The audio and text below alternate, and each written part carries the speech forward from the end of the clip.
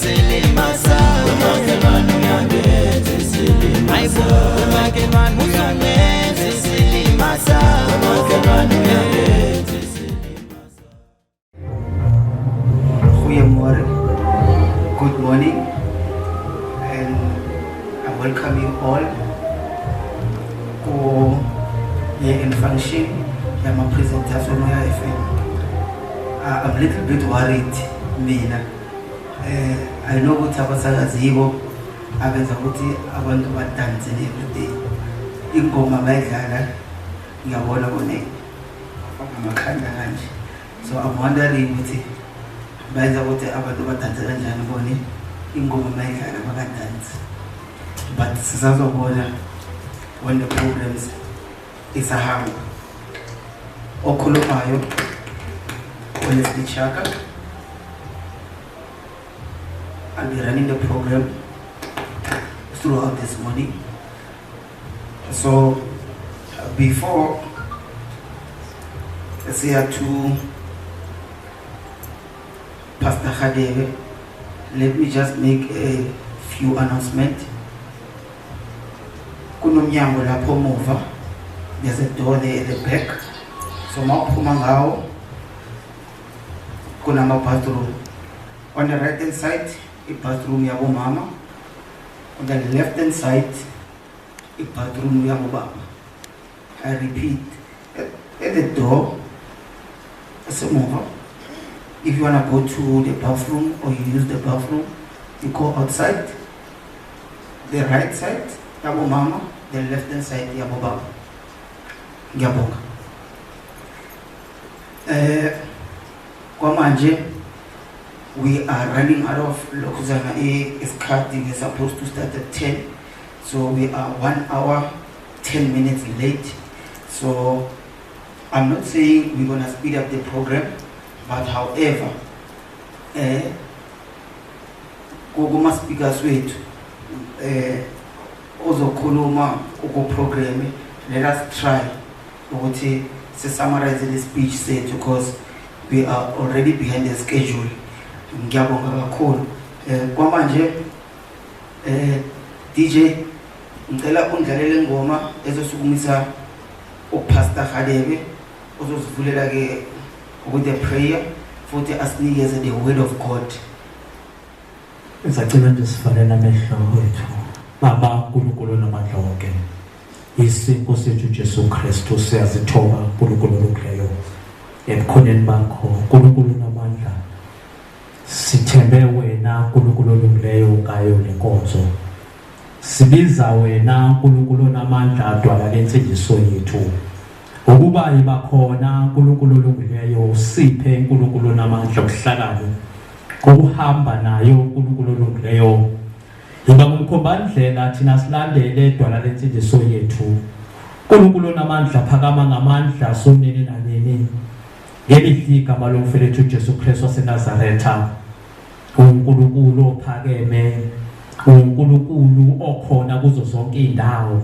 Ungumkhona igama lakho unguJehova Jireh, uNkulunkulu oprovider ngazo zonke izidingo.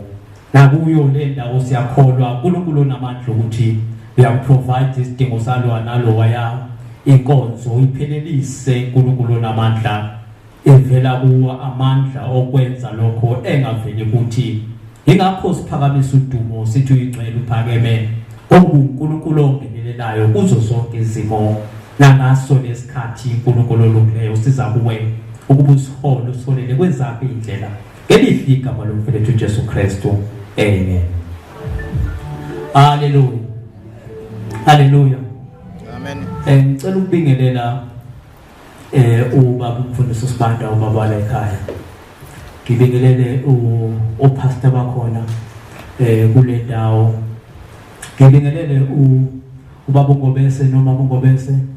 Ngibingelele ubuholi bonke ubasemsakazweni umoya nalo lonke ithimba lasemsakazweni umoya. Ngelihle igama lomfowethu Jesu Kristu waseNazaretha. Hallelujah bangcwele. Amen. Hallelujah.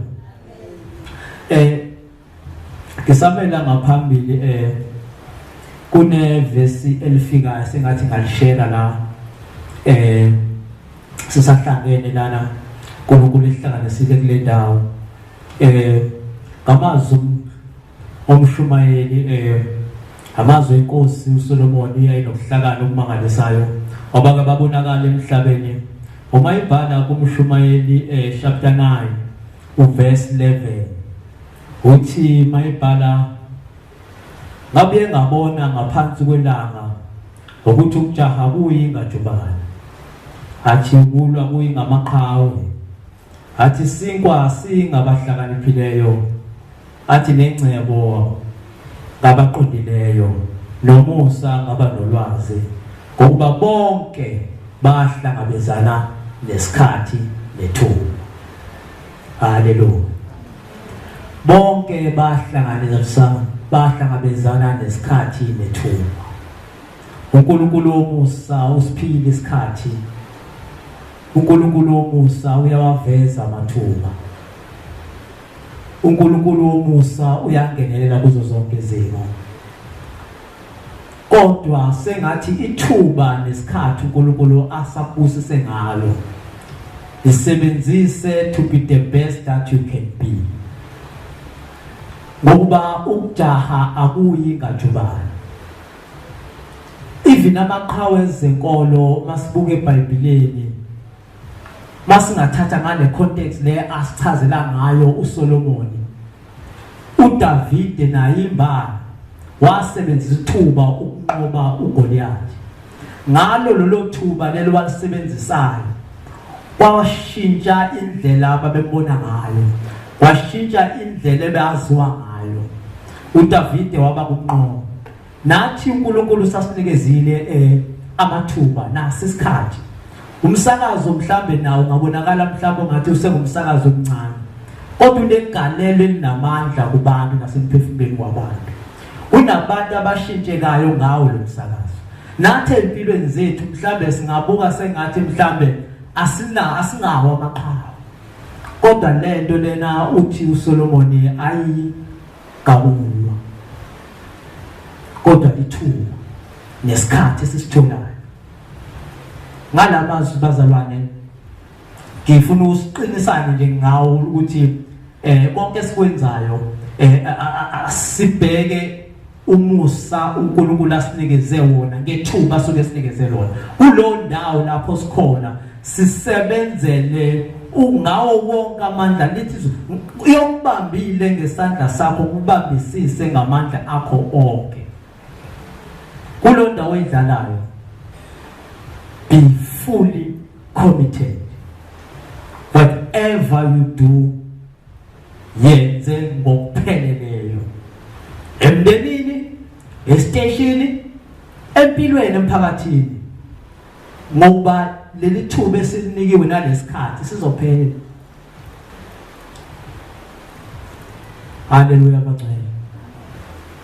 Inkosi ibusise ila ukuphela amazwi nawo. Ngelihle igama lomfowethu Jesu Kristu. Amen.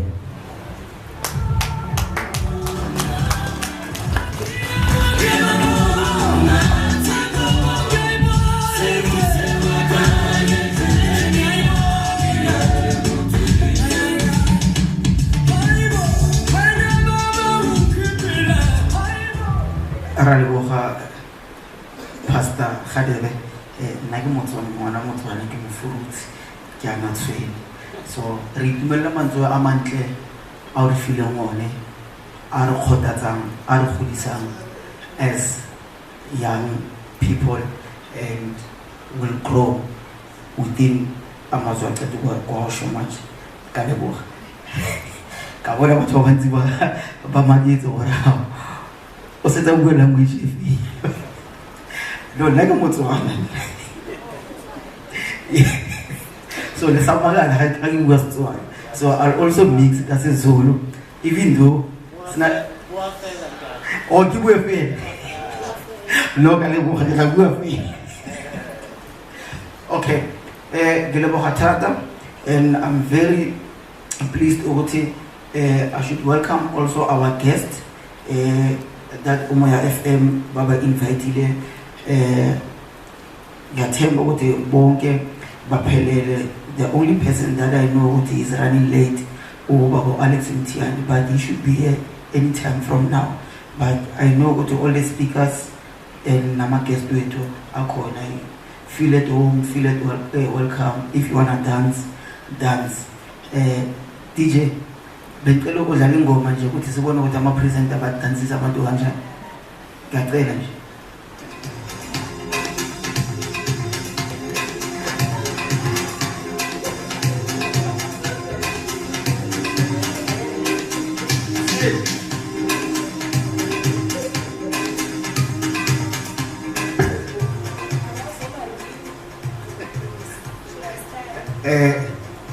Presenter ye breakfast show usositshengisa ukuthi mawubulisa abasakayo abalaleli bakhe emsakazweni ubabulisa kanjani. There we go. 21 minutes past 11 o'clock. It is the 16th of December 2023. Igama lami amahle waBantuli, but I do go with the name of Amy Just, the one and only TikTok queen that comes to you live with TikTok update, TikTok stories and TikTok trends. Welcome back to your breakfast show, and I'm Klaje. I do have a lot of things in store for you, so you do stay tuned. Danko.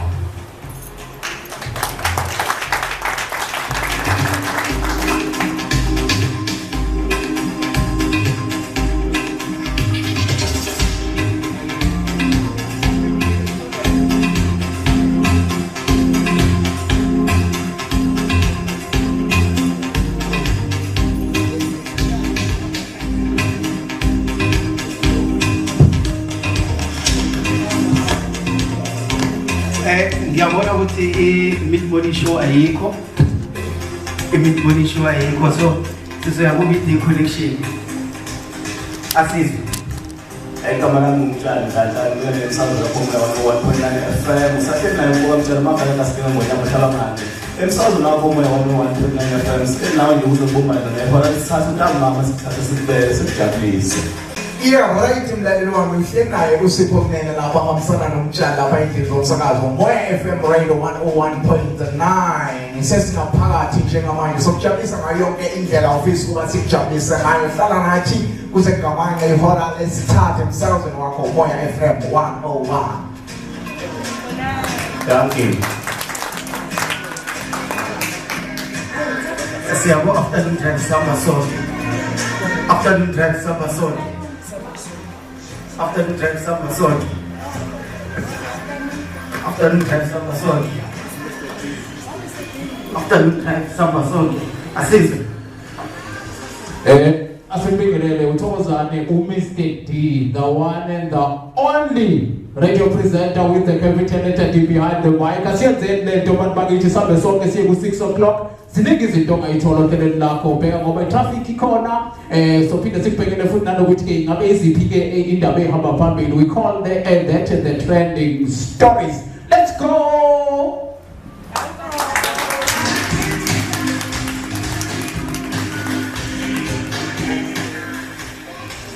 Manje siyaphola manje.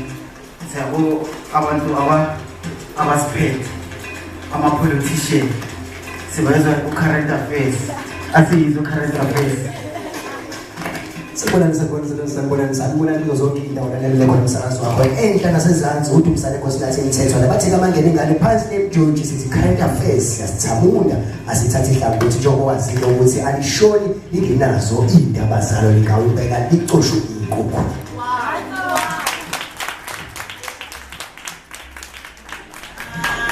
Neweza masakazi. Neweza masakazi Moya FM. Neweza. But mina mangibalalela abesho abakhuluma ukuthi istation sikephi ama number station ama social platform sibathola phi Mr T abawazi ngekhanda oroba bhalele on the door 06985747778. But I'm happy ngithandile ngiyabona ukuthi lento eniyenzayo all air enjoy, you can also do it phambi kwabantu. Ngiyabonga sisazoyenza futhi. There's another round that is coming. Asikushaye sikwenzele lento oyifunayo. All right? Yeah. Okay.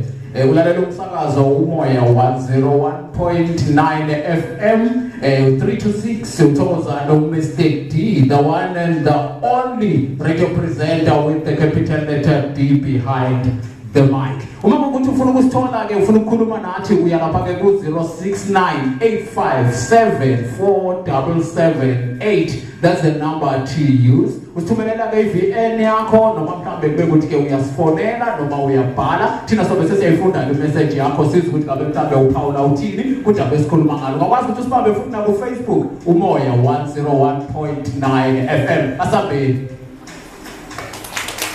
Sawubona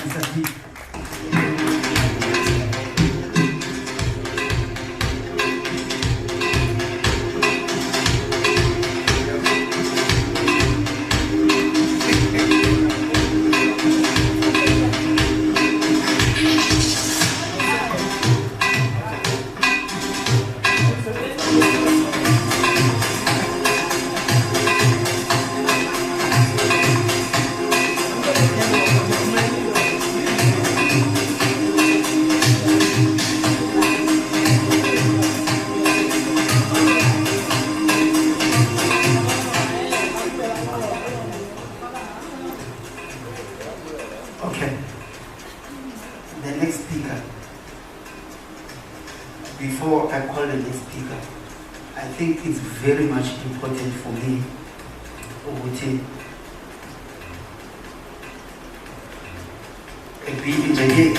highlighting the next speaker. She is the founder and the owner of Moya FM. She worked for various sectors, the government and private. She is a former police officer. She is a former manager at Bullets. With her educational background, she is a teacher by trade.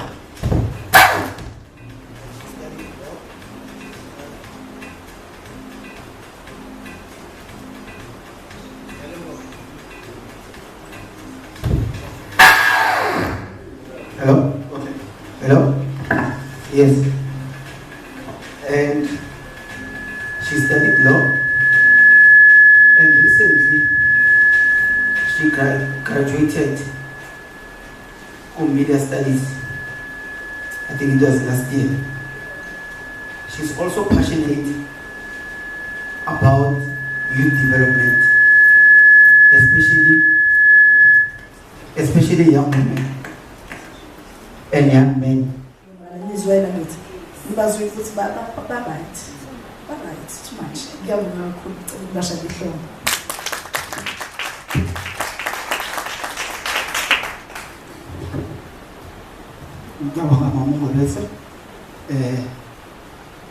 Ngiyabonga for the efforts and the commitment that you took ukuthi you will change the life of the young ones.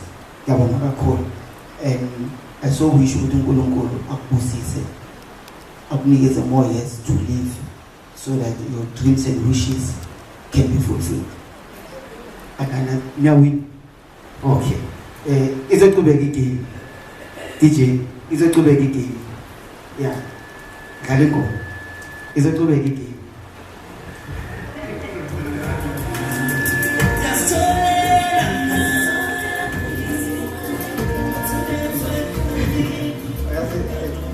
Phela mina umsakazo mase kuthoma ukuphelile. Ngiyabafaka ama headset ke la umsakazo. Kunamagama amashow. Angazi ukuthi Mr. D aqame kanjani lamagama la. Bathi bachenja ubusuku babenza emini. Kune show ebizwa kanjani. Yabona. So bengifuna ukuzwa ukuthi ipresenter yakho mase ichaza le show, uyichaza kanjani? Asemuzwe. Babandla kamjokana kandaba nkashana kamenza phozu plaza ngameva. Lafikile-ke uMr. Ngithi sishintshe ubusuku sibenze imini. Ini yona.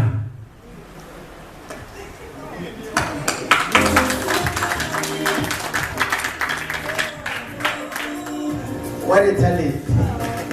What a talent.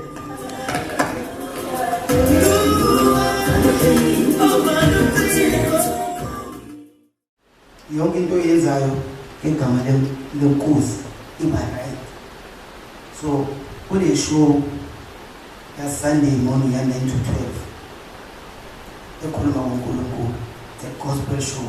Asibuza umsakazi ukuthi ma introduce le show uthi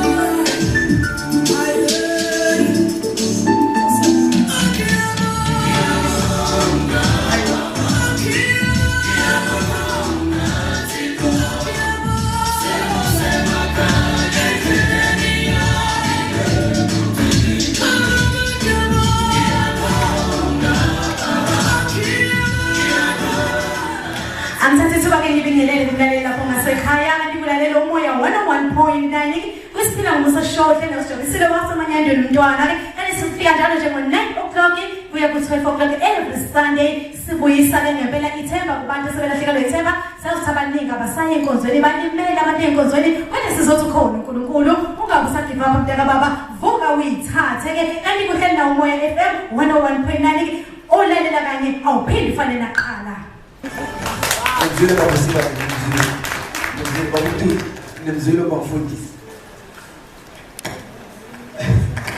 ukwenza show ya 12 to 3 Sunday nayo ngathi Sunday sikhonza kakhulu kumoya FM ora mhlambe senziwa ukuthi ubabongo besinaye umfundisi lenziwa Sunday sikhonza kakhulu kanje anizwe mhlawumbe Mr. D yini Sunday yabo ulishina izwa ubabongo bese wasina bafundisa abaningi kanje Sunday asebuzwe 23 Angibingelela kupina nikhona mlaleli womoya FM 101.9 FM la sithi khona ke imvuselelo enkulu hlelela ke upastor BMW Nyeza kupina khona enhlana sezansi le F5 kupina khona emhlaseni ngabe unglalela uthinte pastor BMW Nyeza ngihlele nawe ohleleni la sithi khona imvuselelo enkulu la sivuselela khona umuntu wangaphathi lasivuselela khona umphefumulo wakho ke unikike ongasekulindele okuhle okuzosiza eyakhe impilo uNkulunkulu akubusise egameni likaJesu. God bless you, God bless you, God bless you.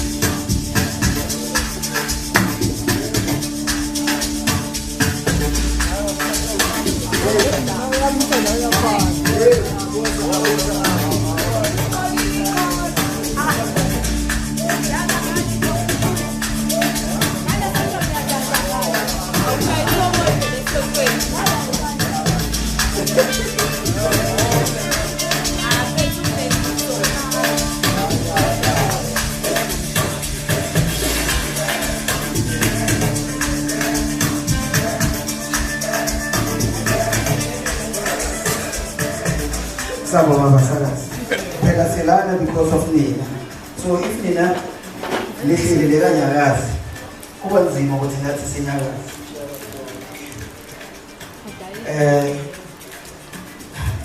Angazi ukuthi abantu abangaka bayibukela i-TV. Because TV sengibukele and nama-soapies awazi, nama-dramas awazi. So the next speaker u-actor uZalo. Problem uZalo ethi uyazokuligebengu. Abonkunzi, inkosi ubuza abantu ayazi ukwenzakala. Qala watshontsha imoto, angisatshintshile manje inkosi ibuya nabantu. Hey, yonke into ayenzayo. So Umapshangase, she's an actor uZalo, and she's also a media personality. Umsukumise ngoma emnandi uMiss Nqobile Ntshangase from uZalo, and she's also a media personality. Ndelo zela phambili mama.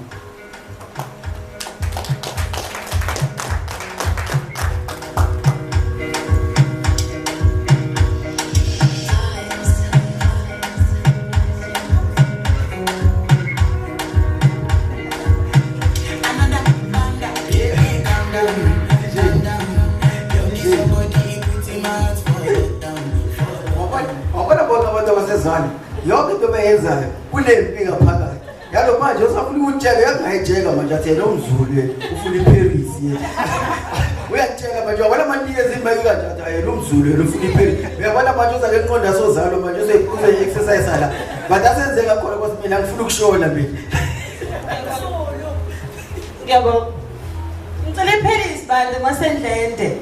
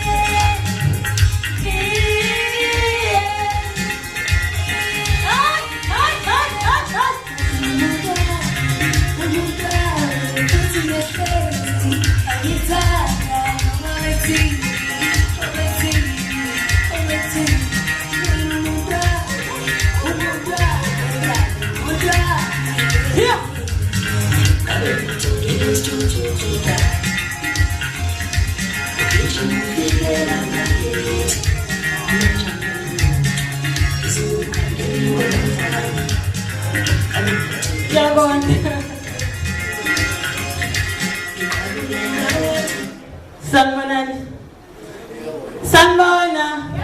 Ngathi ngifostile nje uzala ekhaya. Bengafuni mama ukuvala lapha emsebenzini. Linjani? Saphila nami igama lami nguNqobile Ntshangase.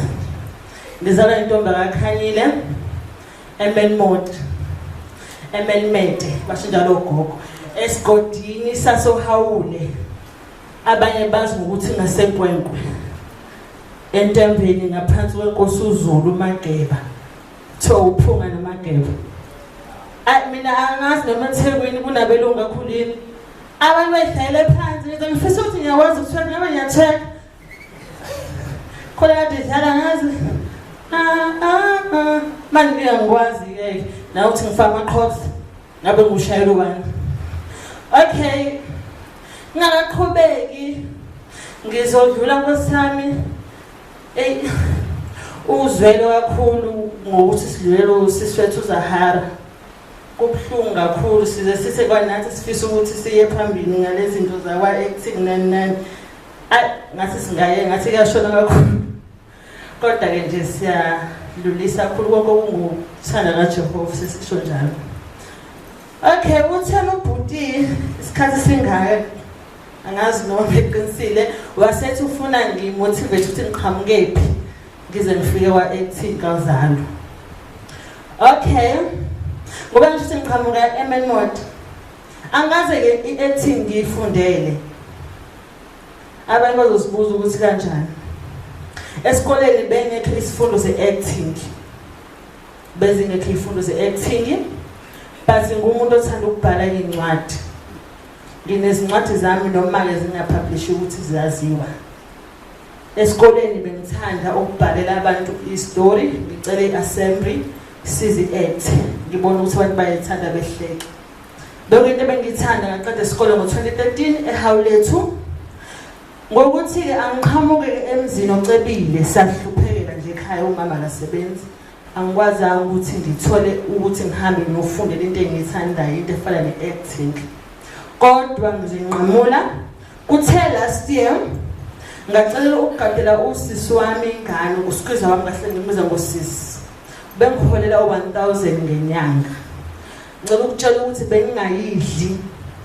Bengiyibeke bese ngifunda online acting. Ngifunde online ngegraduate ngaqhamuka nesitifiketi ngima ukuthi ma gabugabi ngwane. Ngiyabonga. Wakhala wabona ukuthi if ngikhuluma nezibuko ekamelweni. Ngikhala nezibuko.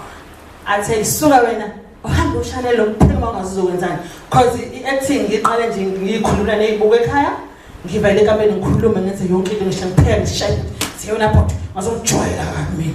Ngicela uvuthwe la. Akusebona lonto le. Bengibona njengohlanya ngikhambe ngikhala.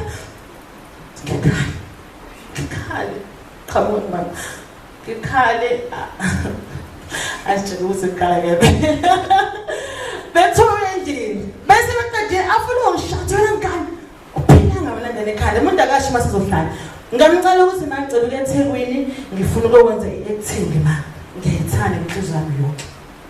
Wavuma noma kunzima ukuthi ngizorenta ngani ngizodlala kodwa wasevumisa ukuthi ngo-October seqala impesheni wathi kulungile sesosima le mpesheni ekhaya nawe ngale eThekwini uzodla yona. Ngeza ke eThekwini ngeFebruary ngasesengihlangana ke nobaba uNapha ngahamba ama workshop kwaba nenhlahla kwaqhamuka aba audition kuZalo ngase ngikarathela. Ngihlephula ngihlikiza ngekebhula sibaningi sifuna bangibiza ukuthi ngizothwala amaqabishi lapha endlini ngebhadi ukunza ngimsabile ngisazongena emzini wakhe ngidayisa amaqabishi ngenkani yami ngingene futhi kwamasho ngophatha umasho inkani yami wadayisa amaqabishi ngimsapha mina inkonzo ngimsapha futhi sengithanda ukuthi ngibe umfazi wakhe wesibili wasemakhaya ngizokufundisa isiZulu akasazi angize ngifuna umfazi ongamakeup ngisambona makeup ufuna ngayifaka inkopha ngithi awufuna ngenzipha ngithi ngicela ngibone ngilo ngomphekela amakabishi uzoyela inyama la idlayo ngihambe kanjalo kwa-acting nginokuthanda ukuthi ngiyacela ngaphela umoya bafethu ngoba eshini uma inika leli thuba nilibambe kakhulu into enkulu ningapheli umoya nimbonge noma nilala noma nivuka. Abantu abanenzela izinto emhlabeni babonga besaphila. Nami ngeke ngisibonga abangisizile ngisazobabonga ukuthi Jehova uzongisize ngize ngaphakami ngaye indawo. Ungiphakamise wena kodwa mina ngiwasengaphakami kubantu bakhe ngoba ngisazobabonga nkosami. Ngeke ngibabhale kwi-diary yami. Ngisho umuntu engiphushele ngeke ngimbhale ngithi kodwa Jehova beke ngisikhiphe isekwesitolo lapha eThekwini ubushelele bungekho. Umuntu uyabonga okuncane nokukhulu umbonge. La uqhamuka khona ungathi abantu abakusizile bese uphambili bese ungabisabazi. And enye into ebalekile inhlonipho. Ngekuye ndawo ngaphandle kwenhlonipho. Umuntu omfice la umzali wakho umuntu omfice eThekwini ubhuti wakho usisi wakho mina eThekwini nosisi abaningi nabo sisindini bayangazi nqaba yosisi nobhuti ngobani kuyahlonishana ngokuyendaba angahlonipha umuntu osalosebenza nomuntu angahlonipha akekho ngoba ngabonise futhi akakalawuliki siyamthanda boma bethu siyacela ukuthi nisisize nami ngikhona ngisafisa ukuthi bengisize ngoba angayithola icontract ukuzayo kodwa ngoJobe ngithi ngiyazi uzonginika uNkulunkulu lelo contract leyo siyacela ukuthi nisisize ningabazali bethu masila sihambile siya abazali emakhaya niphathe kahle yavalwa ngamathanda amantombazane abafana aba Semewela akekho ufika athi akakuthanda bonke bathi bayakuthanda akekho ufika athi ngihayela abathanda ekhaya cha umuhle wenqonya kuthanda ebenezilonda webalo ngiyabonga futhi ngiyabonga kakhulu sifunde ngiyabonga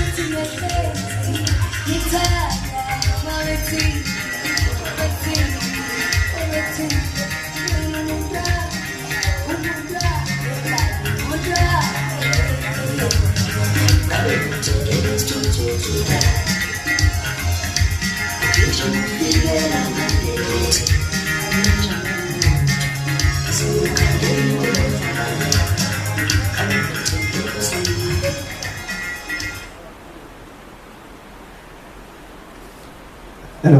Okay. Hello, the technician, right? Sometimes. Oh, okay. Nizwile. Ukhulumile usisi Nqobile Ntshangase. Nizwile. So, sorry. Let's be ucela ukukhuluma nge-respect. Ucela ukukhuluma manje sa few seconds ago.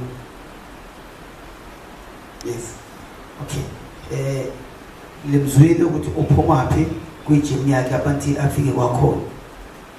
She even went further akade ingane for usisi wakhe wamholela 1,000 wastudisha acting online abanti nathole certificate sakhe.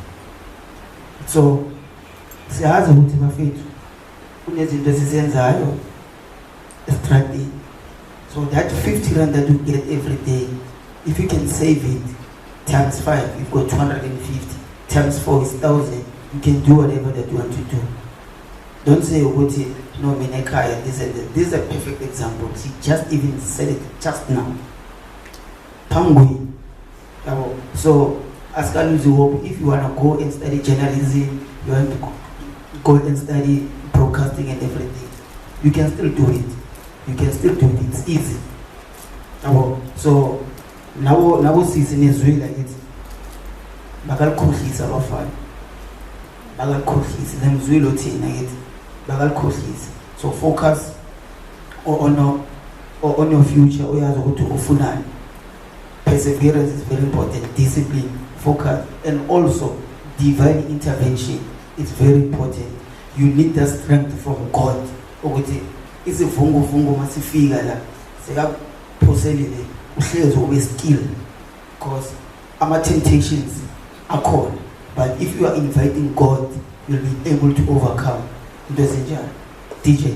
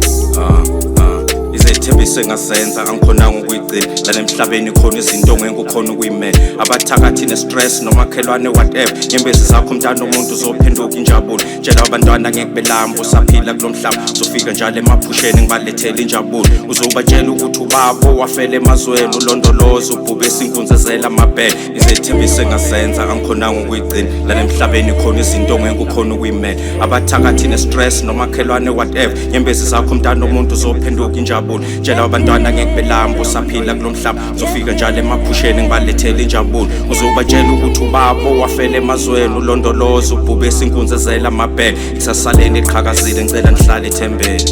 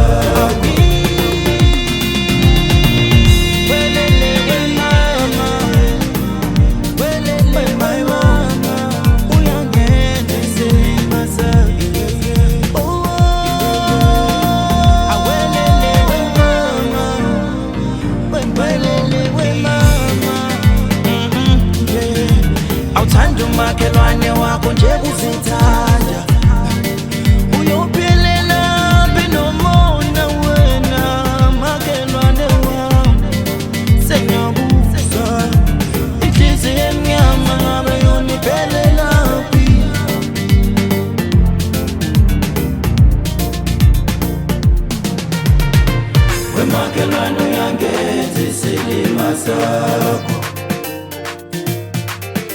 Wemakelano yangenzi silima sakho Wemakelano yangenzi silima sakho Wemakelano yangenzi silima sakho Wemakelano yangenzi silima sakho Wemakelano yangenzi silima sakho Wemakelano yangenzi silima sakho Wemakelano yangenzi silima sakho Wemakelano yangenzi silima sakho Wemakelano yangenzi silima sakho Wemakelano yangenzi silima sakho Wemakelano yangenzi silima sakho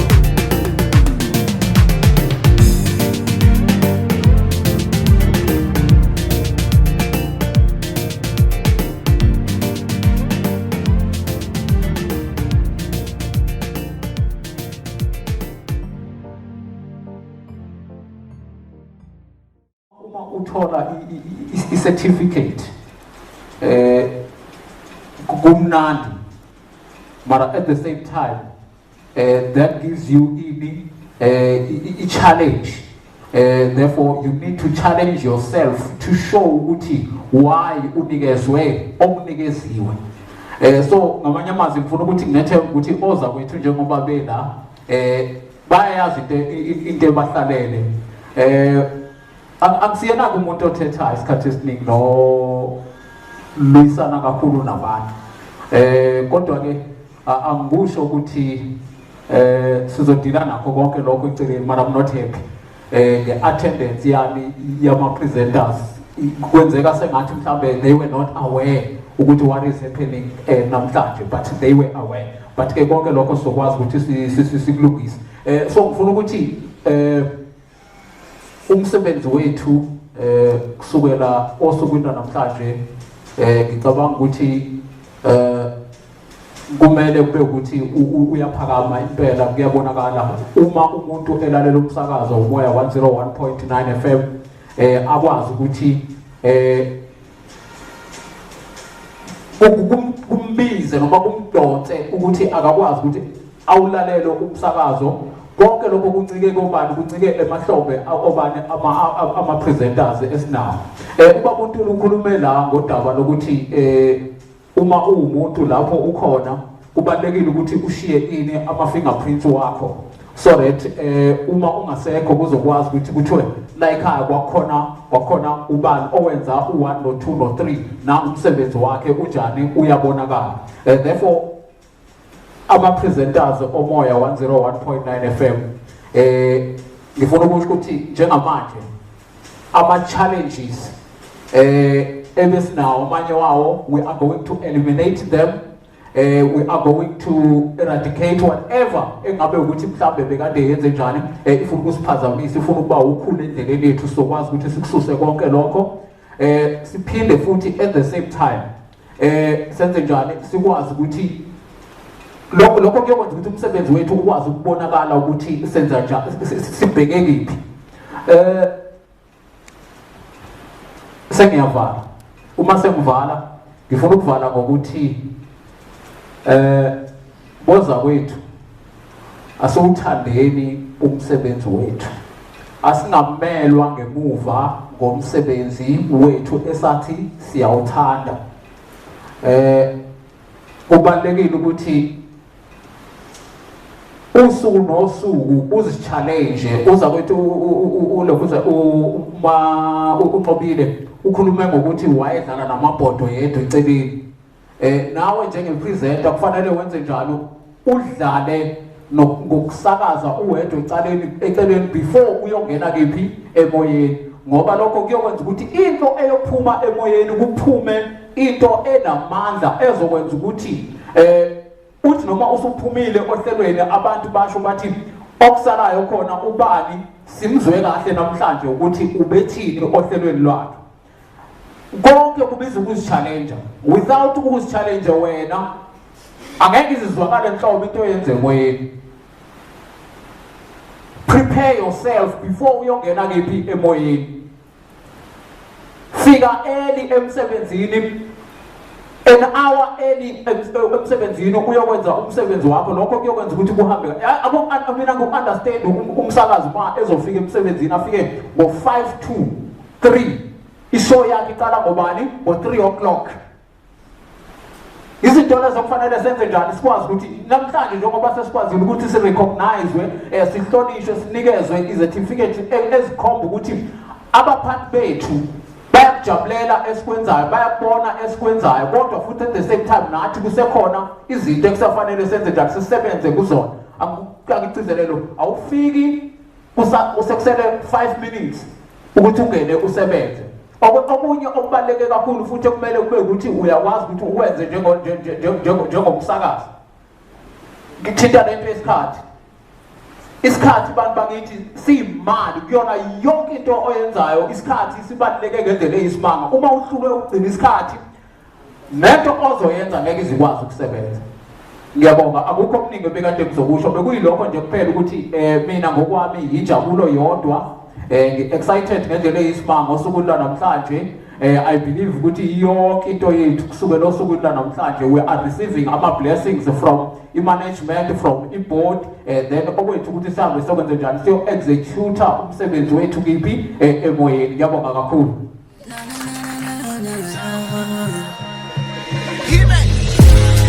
Nami ngifuna ukuphumelela, nami ngifuna impilo engcono, ihamba umhlaba wonke ngikhombisa abantu iphupho lami.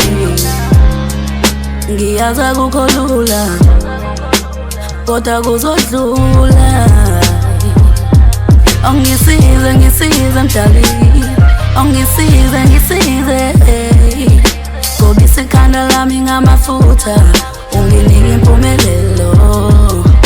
Ngicela impumelelo, ngicela impumelelo, ngicela impumelelo, ngicela impumelelo, ngicela impumelelo, ngicela impumelelo. Oh yeah.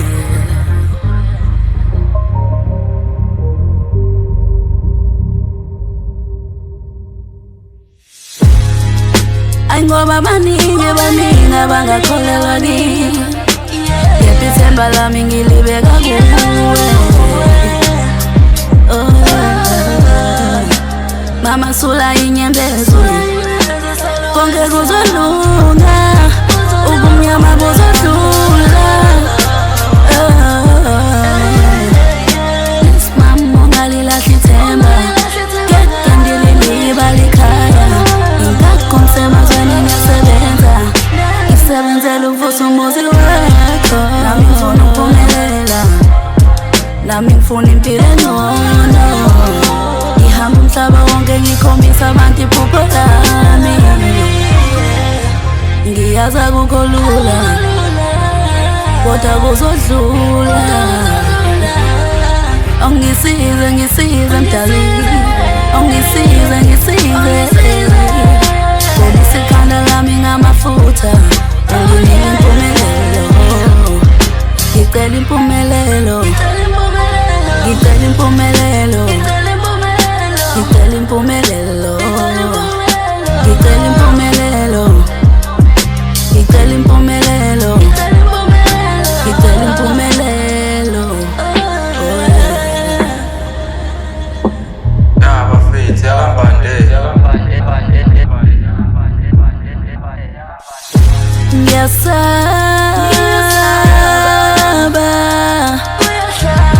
ngoma yami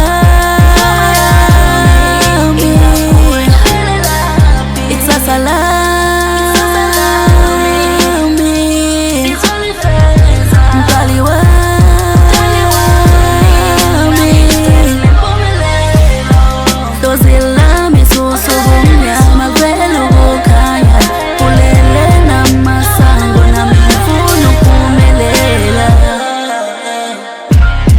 nami ngifuna ukuphumelela, nami ngifuna impilo engcono, ihamba umhlaba wonke ngikhombisa abantu iphupho lami. Ngiyazi akukho lula kodwa kuzodlula. Ngisize mdali, ngisize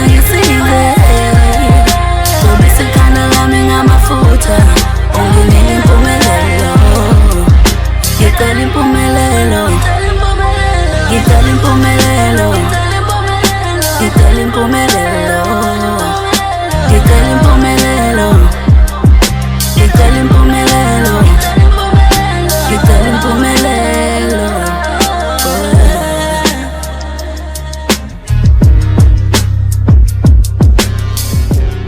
Ngithatha le thuba ngiyabingelela bonke abantu abakhona kakhulu ngithanda ithuba lokuthi-ke ngibingelele iy'hambeli zethu ezibe khona lana ukusihambela ngenkulu injabulo esibe nayo thina bakwangobese sijabule kakhulu. Okuyiqiniso ekuphelele ukuthi siyabonga ubuholi obukhona bonke lana okuye bangenelela kakhulu ukuthi babambisane nakumoya FM kuba ngobese ukuthi balekelele and sibona ngathi kunesiqe sizokwenza ngathi ukuthi iready yaphambili. Into engenza lokhu ngihleka one way ethi ukhona into okuthi mawuthi uyayenza kube khona abantu abahamba nawe lokho kwenza kodwa bebephikisana nawe benze ngathi bayenza lento oyenzayo or ngathi bayithanda into oyenzayo kanti baphikisana nalento othi wena usiza bona ngayo. Ubona late ukuthi laba bantu bebenathi kodwa bebengekho kulento besikuyo. So into engijabulisa kakhulu kungenela kwabantu abadala sibonga nje le into eyenziwa babuSibane ukusinika indawo yokubalana alungiselele badele konke babuntuli kakhulu nabakuthi sebehambile ababakhona kwi-management nakubaphathi abalethile. Siyabonga kakhulu into oyenzele laba bafowethu thina besingenawo amandla even though mama ezama ukuthi kazini esingayenza ngenxa yokuthi ngelilanga kuba ngcono elanga kungabi ngcono. Sifuna ukusho into eyodwa because sibonile ukuthi isitifikati sisodwa senza umuntu ongenaso abone ngathi kubalekile ukuba naso uma ezokwenza kahle. Bengifuna ukuthi ngonyaka ozayo njoba nje kule nyanga iyaphela mayiqala bazobe bebuka kwi-management ukuthi kulaba abasakazi abakhona ngoba sine challenge ngempela ethi bayawuthanda abasakazi bethu umsakazo but kunenkinga eyodwa yesikhathi nokuthi umuntu asho kunesikhathi ukuthi ngeke aze eze ngoba unenkinga. But sifuna ukwenza kanje, ngifuna ukuyibophezela ukuthi for 3 months from January, February, March kufanele abantu abaphethe ukhethe umuntu oyedwa ozosebenza angazange amoshe then sizomphika bekunobaba uNgcobo la baba uMapholoba owenza ama license ngizokwenza into esiqiniseke sithi simenzela i-learners simenzele i-license lo muntu ozobe ewumsakazi engamoshanga ngabe owesifazane noma owesilisa.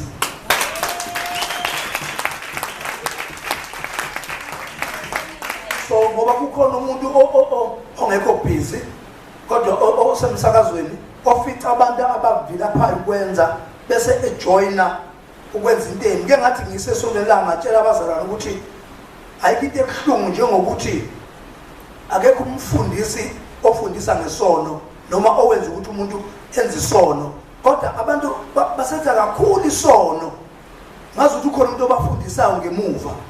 Uma ubashumayela ngeBhayibheli abantu abathathi isikhathi eside even umuntu kuphenduka ukuthi ngokwenza ingqondo ibe yintsha because iBhayibheli isho umuntu eya e-library elifika lihleza kamngeni alifunde uthatha ama-novel oMandela athathe zonke izinto ezinye ezingamanga angaphelele afuna ukungena kukho angathathi iBhayibheli. Umuntu uyafika iBhayibheli ahlezi straight agcwele la uyambona uyabuka omunye uzoboleka ama-movie akaboleka even iBhayibheli. iBhayibheli kuyinto ebaluleke kakhulu ngangokuthi idinga umuntu okuzothi mayiqonda nayo ingene bese iyamkhana. Ngifuna ukwenza eqinisele ngine-show ethi bayangizela abafethu mangithi kubaluleke kakhulu ukuthi umntana mangabenze kahle ekhaya njengoba ku December ibe khona into omenzela yona ukwenzela ukuthi usukungamthengi usuke wenzela ukuthi umuntu ethi kusasa mntanami ngenzela wenza okukhulu okungcono kunalo nangoba bathi ungobengene sizohlala basikhulume ngizokwenza ukuthi iyasenzana sifuna ukwenza i-license after 3 months kulabo abasakazi abakhona kuzobe ngenayo ifavor into eyiphutha elenzekayo la ku-radio ngiyayilalela kakhulu i-radio kaMoya FM because isuke ngifuna ukwenza ukubona ukuthi iyasakazwa noma kwenza njani then ngilaleleke ngemotini la kuno 101.9 akwenzeki mistake yabona nabona senyimoto zasekhaya ukhona 101.9 akwenzeki iphutha lokuthi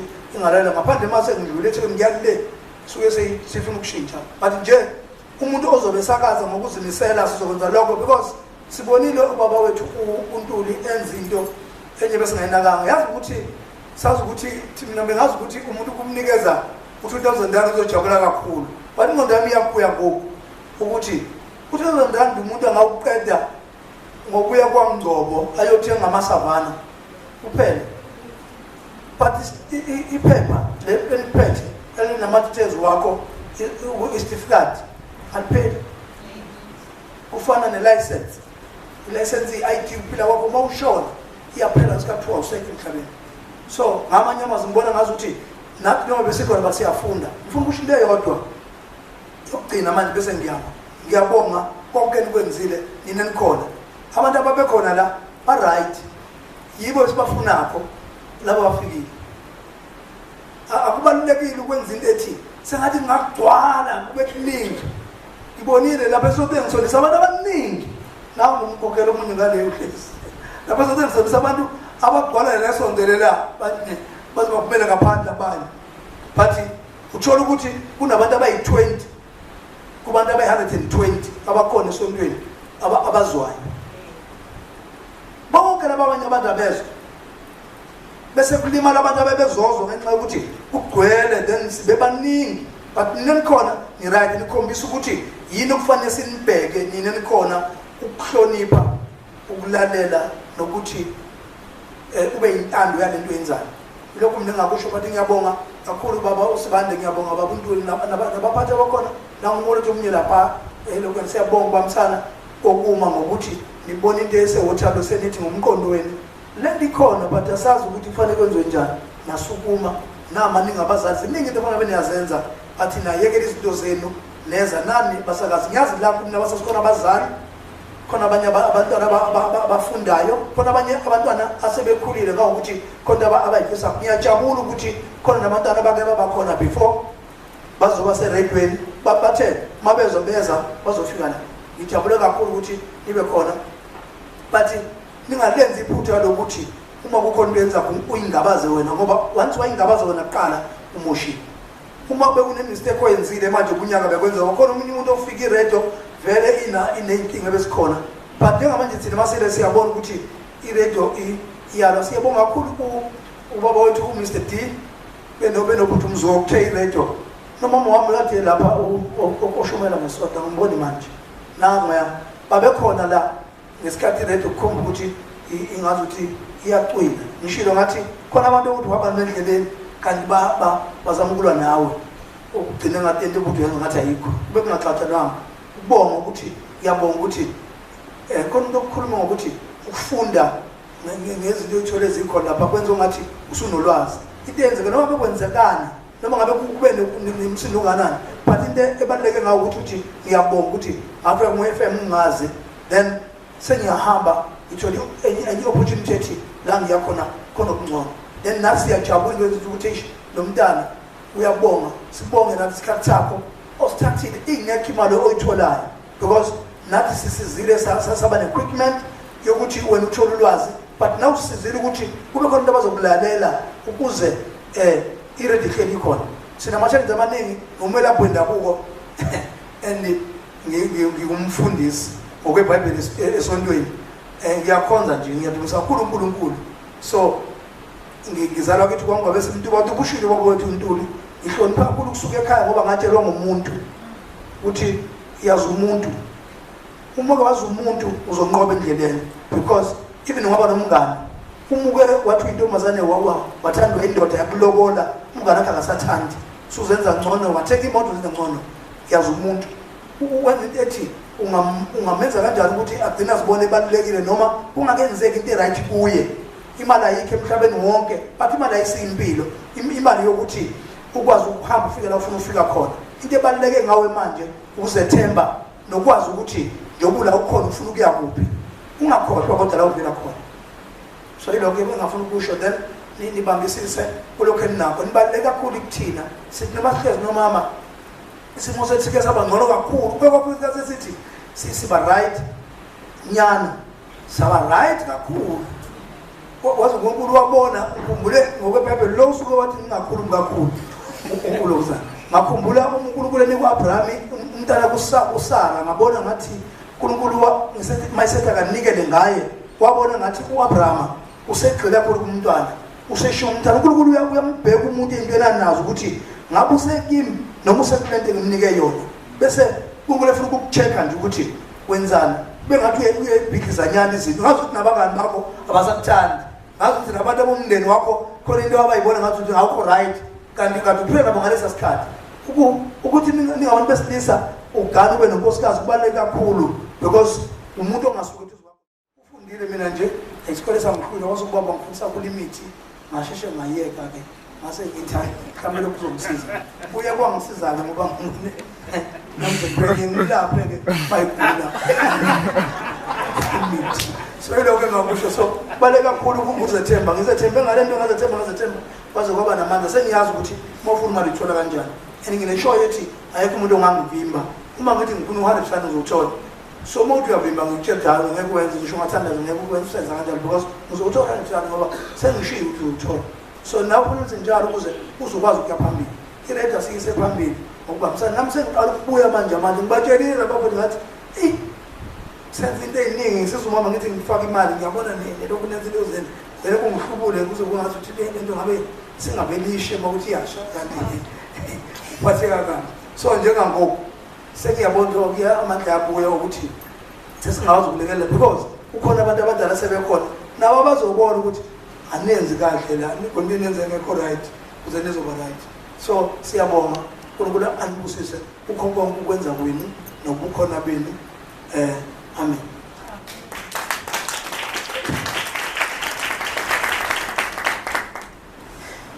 Sibonga kakhulu baba Mkolisi. Mr. D ukhulumile ngakuthi nimzwile bahambile so uthi I think we conclude uthi ibla le yase studio le ayivule uzoyithatha because akaboni isidingo sayo so ngiyacela nje asenze show ukuthi DStv yavula le ukuthi naye kahambi bonga kakhulu so sesicedile manje before because akithi sicale ngomthandazo ngizocela ukuthi uPastor uSibanda asivalele kumthandazo wasephambili asivalele kumthandazo because what we did today just a second.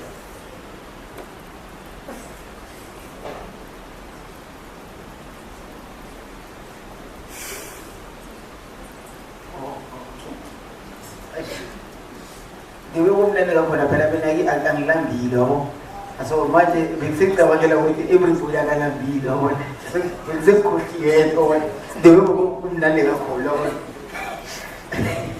so uma koyankhumbuza ukuthi no ngicela ukuthi after ubaba uSibanda acela ukuthandaza singahambi cause ubaba ngolese uyolanda ama refreshment ukuthi at least we can have something to bite after this session.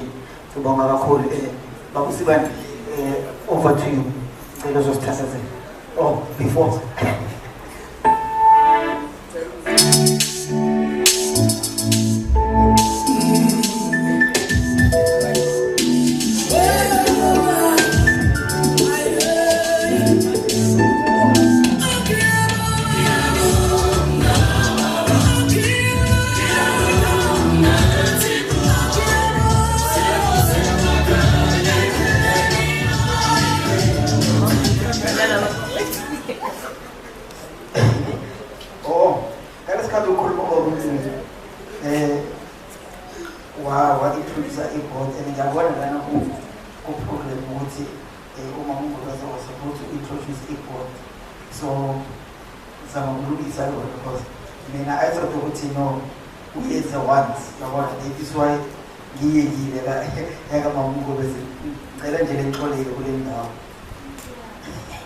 so manje lento ezenzakala manje before ubaba uSibanda asithandazela sizocela umphathi wethu CEO Vunya FM uMamungolese ukuthi azo-introduce ibhodi Moya FM obasakazi.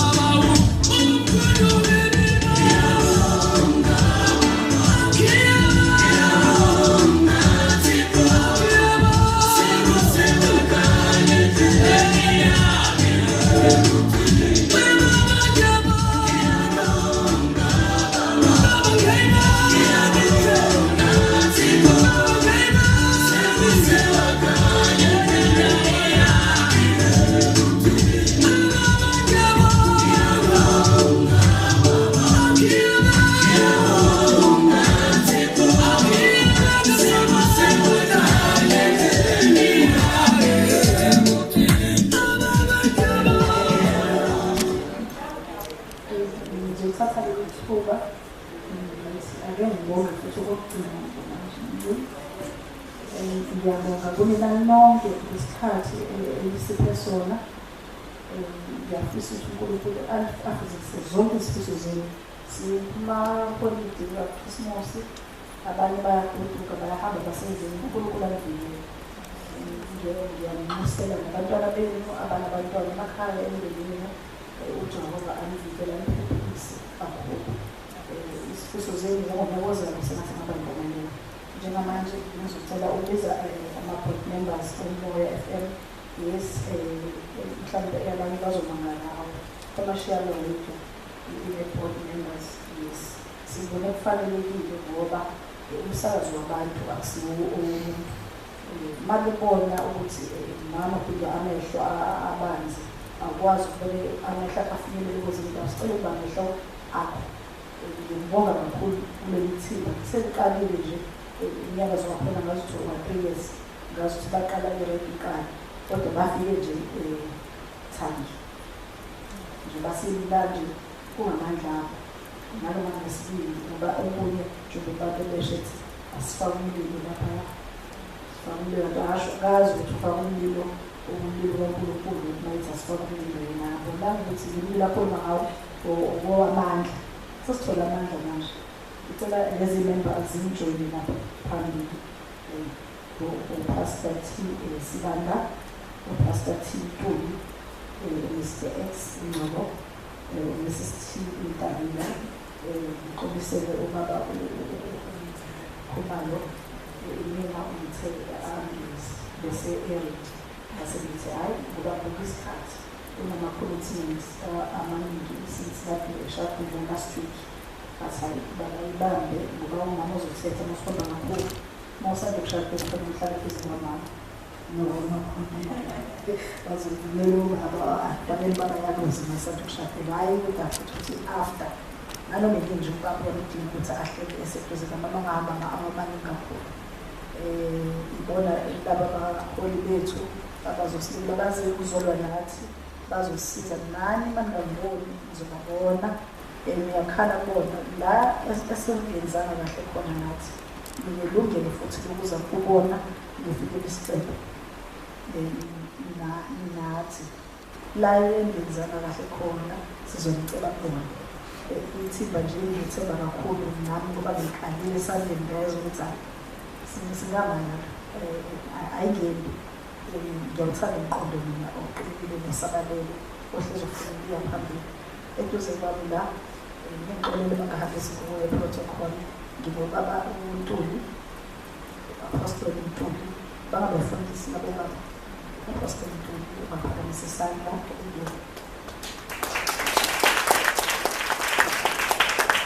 eduze kwakhe ngibobaba uSibande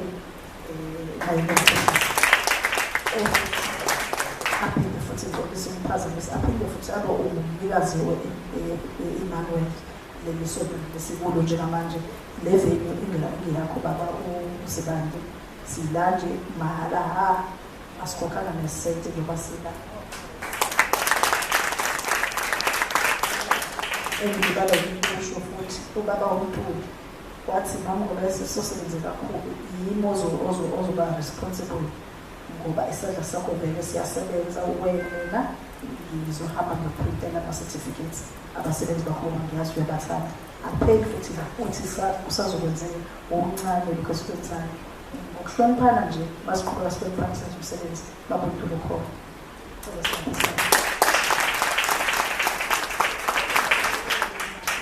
bese siba nobaba uNgcobo ngicabanga ukuthi uXolani nobaba uXolani Ngcobo ophethe ezama-driving angisho ngowathando yes sithathele nabantu ukubona wesifazane odrayvile ngoba namazi ukuthi usishayile ngathi uphele mama bathi uqolisile umama uMntamila ukhona naye eThibeni so angingedwa manje sikamshayela izandla ngabengekho ngiyazile ngibakhuba nakekho kodwa ngicabanga ukuthi masiphinda sihlangane ngoba ayuthi masiphinda sizazophinda sihlangane futhi lokho nje ukubonga unyaka sibonga umsebenzi nokutakula uMoya FM ubuka nomfula nabakhona naqinisela basakazi naqinisela abafundisi naqinisela namanathi ngiyazi ukukhulumela abantu akuyona into elungu kodwa ngathi mina ngisizoma khona futhi ukuphatha abantu abasha akukhulu kodwa ngidinga umuntu opatient ngiyabonga ukuthi ninophela amandla ngiyathemba nangoyeka uzasebenza kamnandi ngiyabonga kakhulu.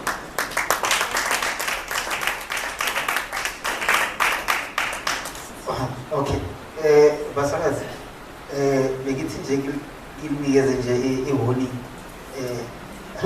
akuthi uyazi uma ungena kuMoya FM you're using your finger ukuthi kuvule umnyango ungene ngaphakathi so ama-board members banawo umonde okungena lapha so you'll see them time to time so make sure ukuthi your house is clean. I'm not saying ukuthi tidy it up or clean or ukuthi no kuba ne-paper but no, make sure in terms of discipline how you behave within ama-premises oMoya FM because they will frequent ama-premises at any given time. So just be alert. I'm just warning you nje. So mina nginayo secret. I'm just saying the way ngakhona so negathaba manje bayas intimidate. No. So if you are doing wrong things there and there they will discipline you. Enokahambi uyokhalela kumamkolesi because uzothini because when you are doing wrong things yabo so please so like Mr. D ashilo ukuthi there's a lot of things that needs to be fixed in the team so they are here for those things so ukabe example that be error be example that be and lezwile ukuthi ubabongolesi there's one thing let me tell you something about ubabongolesi ubabongolesi you'll never say something engeke ayenze I've known him for almost 3 years now. He'll never say, I will give you 500 tomorrow. Then he will definitely do it. So the way I show a discipline presenter was Fazana or fun. If you are disciplined or a record that will be clear, you've got a good chance you go a driver's license because of a discipline. So the ball is on your court. Uzopuma ukuthi come go left or go right. Uzopuma ngiyabonga kakhulu ngokusibani cela uzovalela umthandazo.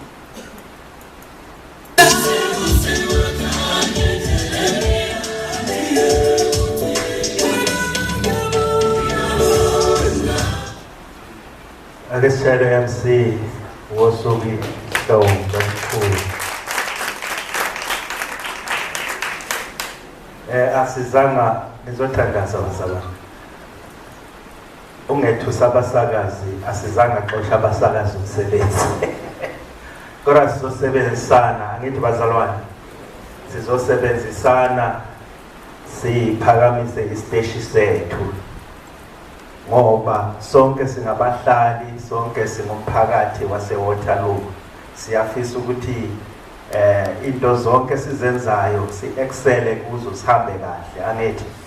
So asikwazi ukwenza sodwa, asikwazi ukwenza njalo sisodwa siyiboard or sino CEO wethu, kodwa singakwenza sonke collectively. Abasakazi, iboard nabasiphethe singakwenza konke lokho angithi bazalwane. Ningathi selisibonga thina singena libona izitha. No, we are not enemies. We are there to help each other, to equip each other. Hayi ukuthi sonke isikhathi sokuhlala sidisciplina. Ngoba le discipline where possible. Angithi yes, kodwa ke sizosebenzisana, sizoxhasana, ningabantwana, ningabantwabethu, ningabafowethu, singumphakathi sisonke. Hayi ukuthi nangoba umuntu bese ongani umuntu kasekho comfortable. No. Feel free to share, office ukushare nathi njengeboard. Angithi bazalwane. Ningazizwa nje ninganiseli oppressed. Selincindezekile ngoba nayi board cha. Sonke sizosebenza ukuze umsakazi wethu ngolunye usuku sibe proud sithi I was part of it. Sobonakala usuhambela phezulu angithi sithi nami ngafaka igalelo ngafaka isandla ukuze lo msakazi ubenje. Asikhuleke. Siyabonga moya ongcwele ntambama. Sibonga umusa wakho, sibonga uthando lwakho. uNkulunkulu namandla sibonga ukuthi konke uhambe kahle. Babizwi lakho Thixo ukukhuthazeka okuvela kubantu abakho, wisdom Thixo siphe yona. uNkulunkulu sonke sifundile. Baba siyabonga saphuma saye emakhaya. Hamba nabantu abakho usilonde endleleni, usivikele, usiprotecte emandleni esitha. Siyabonga sakumakhisimu sabanye bazoya emakhaya.